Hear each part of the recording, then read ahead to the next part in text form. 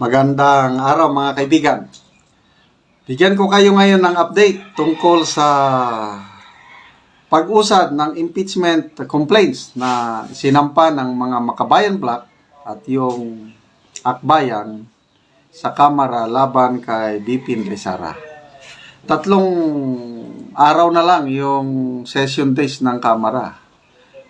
Lunes, Martes, Merkules na lang. After that, break na. Kumusta man? Marami na bang nakaperma sa resolution na mag-endorso sa impeachment complaint? Nako, nakakaawa po si Franz Castro at mga kasama niya.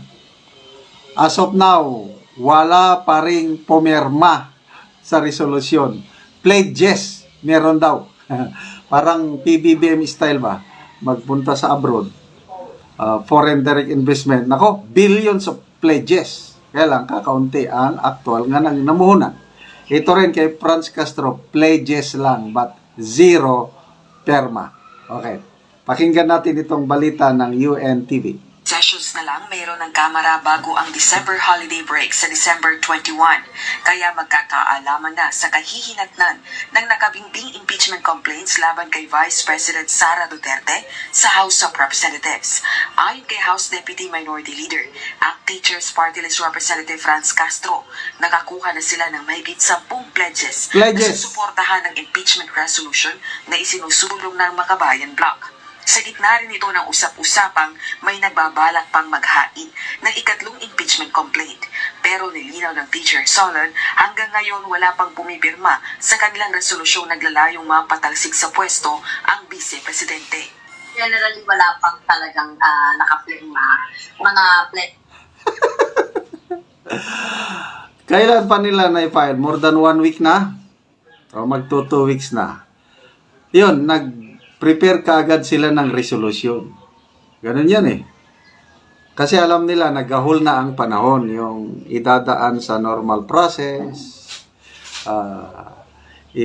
from Secretary General, i-transmit sa Speaker of the House, dadalhin sa Committee on Justice, then pag-aaralan ang sufficient inform and substance, gahol sa orasyon. So, pinakamadali shortcut, resolution kagad. Pipirma ng 106.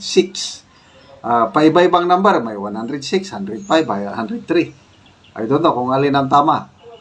Pipirmahan ng 106 congressmen. Ay, wala pa ring nakapirma. Pledges pa lang. So, ano ngayon?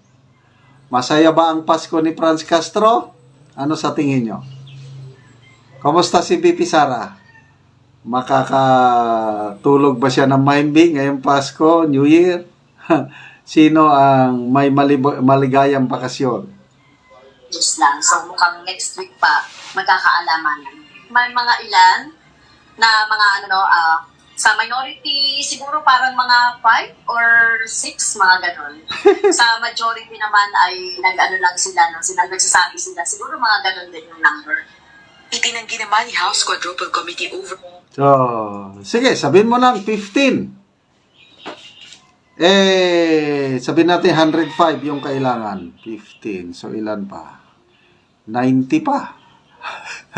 Paano nila i-produce yung 90 signatures? Wala na. Imposible na yan. Wala pang pumipirma eh. Chairperson, Representative Robert Ace Barbers, na naghihintay sila ng kumpas ni Speaker Martin Romualdez kaugnay ng impeachment issue. Isang senior member ng Nationalista Party, si Congressman Barbers. Ako personally, my opinion, this is a conscience, So, ang issue ngayon is, ang mga kongresista sa majority, kasi minority and majority. Ang minority, sina Franz Castro, Congressman Libanan ata, ang minority floor leader. Kakaunti sila, mga 20 lang ata sila, wala pang 20. Then, majority. So, ang sinasabi, ang majority, naghihintay sa basbas o go signal ni Speaker Martin Romualdez. Sabi naman ni Congressman Barbers, hindi totoo yan. kanya-kanya kaming membro, both according to our conscience o pipirma according to our conscience. Maniwala ba kayo doon kay Congressman Barbers na kanya-kanyang boto, kanya-kanyang desisyon yan? Nako, Honorable Congressman, hindi kami pinanganak kahapon. Kaya, wag mo kaming paniwalain na kanya-kanyang boto according to bas-bas ang kailangan. If ever you will take a position, dapat pag-aralan mo. Dapat sarili mong conviction, sarili mong opinion dun sa usapin, dun sa issue. Di ba? Wag nang lumabas dun sa issue.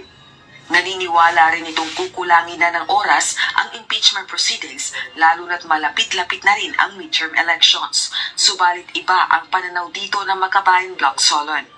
Kapag kasi nag-decide na yung mga parties nila na itong impeachment complaint, mabilis naman ito kahit na Ayun, tama si Franz Castro. Pag mag-decide na ang leadership party, sabi niya, kailang ang pinaka-importanting desisyon yan, yung leadership sa House, si House Speaker Martin Romualdez. Plus of course, yung mga deputy niya. Pag nagkasundo na okay, sulong natin, ay mabilis pa sa alas 4. So bakit hanggang ngayon, wala pa rin galaw? Nakabinbin pa rin sa Office of the Secretary General yung complaint. Yung sinasabi nila na hihintayin yung third complaint, parang malabo na yun. So, dalawang rason lang ang nakikita ko dito. Una is yung opinion or panawagan ng Pangulo na huwag nyo nang ituloy. Dahil walang maitutulong sa Pilipino. Sinundan ito ng fellowship dinner sa Malacanang na nag-present itong mga kongresista, more than 200 kongresista nagpunta sa Malacanang, nag-present ng manifesto of support. Baka yun na yun, yung signal na susundin nila ang Pangulo. Kaya walang galaw ngayon dyan sa hindi umuusad yung impeachment complaint. Sana ganon.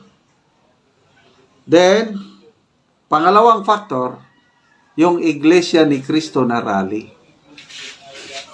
Baka nag-uusap-usap ang mga kongresista, boss, delikado, Iglesia, kailangan namin ng endorsement nila, malapit ng eleksyon. Pwede ba, kalmado muna tayo? Kasi pag hindi kayo nakinig sa panawagan ng Iglesia, ulitin natin ang Iglesia na rally, na Iglesia ni Cristo na rally, according to their pronouncement, is in support sa panawagan ng Pangulo. Hindi yung pro-Duterte ang rally nila. Ano na lang yun? Nagkataon na lang yun. Kasi itong mga BBM vloggers, sinasabi na hindi daw matutuloy yung rally. Dahil daw kung ano-anong rason. Para bang natatakot sila na mag-rally ang Iglesia against impeachment. Bakit sila matatakot? Dapat magpasalamat pa sila sa Iglesia ni Cristo. Kasi pro-BBM pronouncement yung rally ng Iglesia, di ba?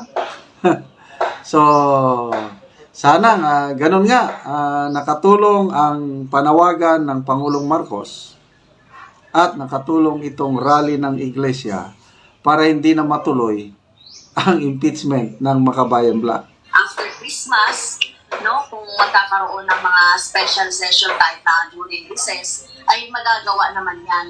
Kung makapagkaisa, kasi natin na lang talaga nila siguro, yung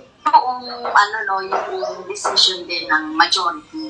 So kung oras at oras, so tingin ko meron namang oras.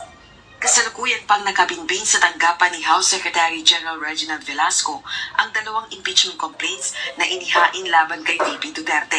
Batay sa House official, naghihintay pa ito sa panibagong impeachment complaint na ihahain sa susunod na linggo.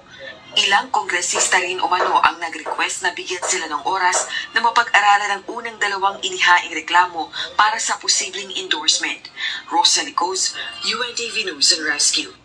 So, ano sa tingin nyo? Ma-endorse ba ang impeachment sa Senado bago mag-Christmas? I-comment ninyo. So, sinong may maligayang Christmas? Si BP Sara o itong Makabayan Black?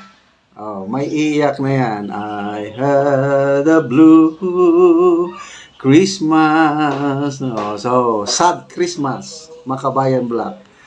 Si BP Sara naman, diba white Christmas kung maligaya? So, Merry Christmas po sa lahat.